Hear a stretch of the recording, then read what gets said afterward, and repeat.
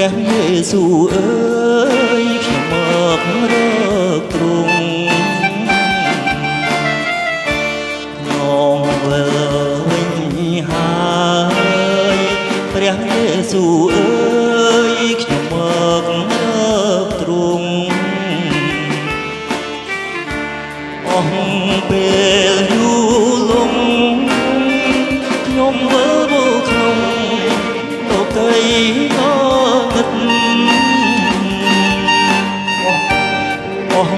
ពេលយូរលងខ្ញុំវិលមកក្នុងលោកីងងឹត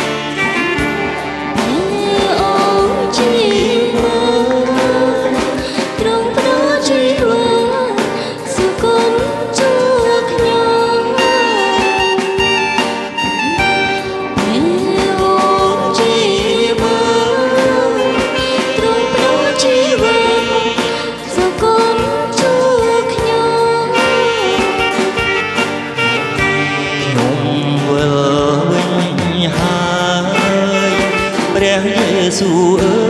យខ្ញុំថ្វាយបង្គំខ្ញុំវិលវិញហើយព្រះយេស៊ូវអើយខ្ញុំថ្វាយបង្គំតាមទ្រង់ជាធម៌ជាម្ចាស់នៃខ្ញុំជាអង្គសតាមទ្រង់ជាធម៌ជាម្ចាស់នៃខ្ញុំជាអង្គសង្គ្រោះ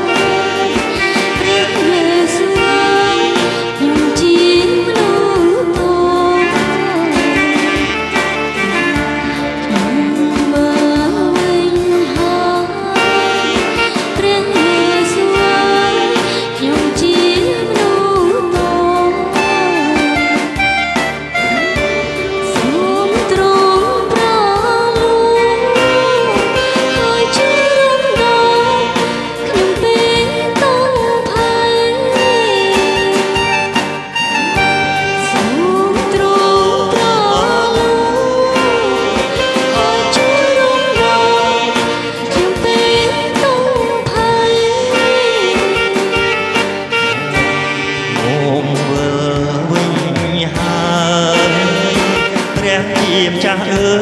យបាបខ្ញុំធ្ងន់ក្រៃខ្ញុំវិលវិញហើយ